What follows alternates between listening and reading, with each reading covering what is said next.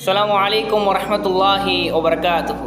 அன்பிற்கினிய இஸ்லாமிய உறவுகளே, நாம் வாழக்கூடிய இந்த காலத்தில், அதிலும் குறிப்பாக நம்முடைய இந்த நாட்டில் எப்படியாவது இந்த முஸ்லீம்களை அழிக்க வேண்டும், எப்படியாவது இந்த முஸ்லீம்களுடைய மார்க்கத்தை ஒன்றும் இல்லாமல் சின்ன பின்னமாக ஆக்கிடணும் என்று தன்னுடைய அதிகார வர்க்கத்தை கொண்டு இருக்கக்கூடிய ஆட்சியாளர்களை நம்மளால் பார்க்க முடிகின்றது.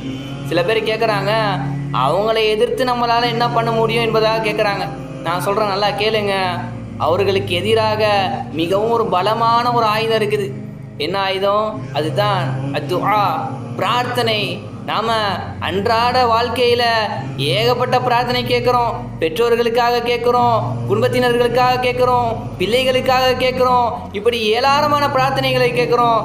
இப்படி ஆட்சியாளர்களுக்கு எதிரான இந்த பிரார்த்தனை நம்ம கேட்டோம் அப்படின்னா நிச்சயமாக அல்லாஹ் ரப்புல் ஆலமீன் நமக்கு ஒரு நேர்மையான ஆட்சியாளரை கொடுப்பான். என்ன பிரார்த்தனை தெரியுமா? அது அல்லாஹும்ம லா துஸல்லித் அலைனா மல்லா யகாஃபுக வலா யர்ஹமுனா. யா அல்லாஹ், எங்களுக்கு இரக்கம் காட்டாதவர்களையும் உன்னை அஞ்சாதவர்களையும் எங்களுக்கு அதிகாரிகளாக சாட்டி விடாதே என்ற இந்த துஆவை, இந்த பிரார்த்தனையை நம்ம என்ன பண்ணணும்? நம்முடைய வாழ்க்கையில் கேட்கக்கூடியவர்களாக இருக்க வேண்டும். இன்ஷா அல்லாஹ் என்ன பண்ணுங்க, இந்த துஆவை நீங்களும் கேளுங்க. இந்த துஆவினுடைய ஒரு தாக்கத்தின் மூலமாக அல்லாஹ் ரப்புல் ஆலமீன் அவனுக்கு கீழ்ப்படக்கூடிய, அவனுக்கு கட்டுப்படக்கூடிய ஒரு ஆட்சியாளனை நமக்கு தந்தருள் புரிவானாக. அஸ்ஸலாமு அலைக்கும் வரஹ்மத்துல்லாஹி வபரகாத்துஹு.